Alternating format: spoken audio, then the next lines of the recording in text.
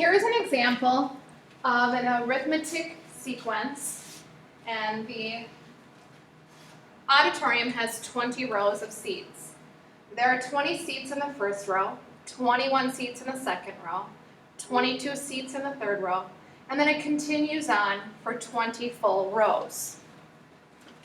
So it might not be a bad idea to create a visualization of this picture.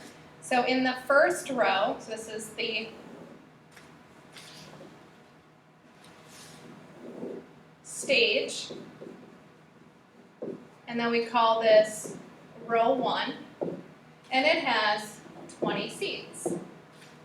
Then we go to row 2, it now has 21 seats in it.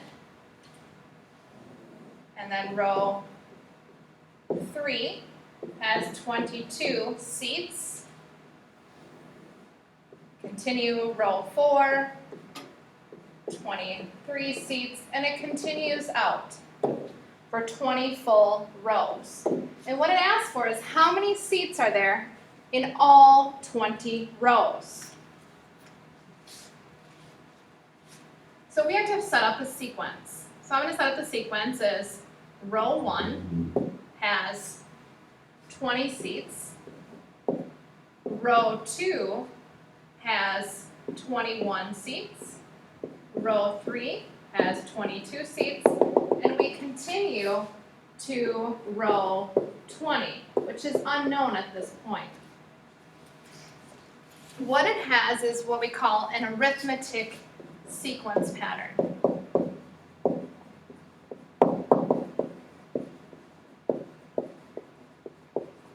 It has a common difference from one term to the next. When we add a common difference of +1, we can use the explicit formula for an arithmetic sequence as t sub n equals t sub 1 plus d n minus 1. T sub 1 represents the first term, d represents the common difference, and then n represents the number of terms that you're looking at. So if we want to find out what is the value of the 20th term, let's substitute in what we know. The 20th row, term 1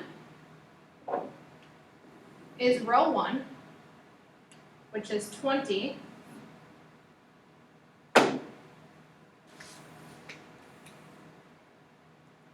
The common difference is going from one term to the next. We are adding 1.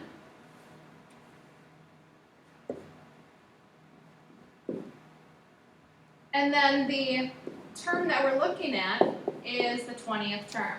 So now let's go ahead and simplify this using our orders of operations. So 20, 1 is still just 1, and then 20 minus 19, or 20 minus 1 is 19. And then we add that and we get 39.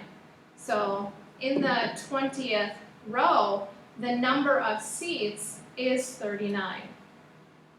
There are 39 seats in the 20th row. All right. Now let's go ahead and find the sum. There's a formula for the arithmetic series that says that you need to know these pieces. We need to know how many terms there are, that's your n. Then we need to know the value of term 1 plus the value of the last term, and then all over 2. So the sum that we're looking for is 20 rows, and 20 is our n. Term 1 was back here. That was row 1, which is 20.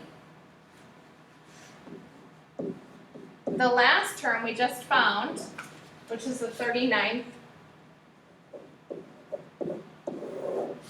total seats. And then we use our orders of operations and simplify this.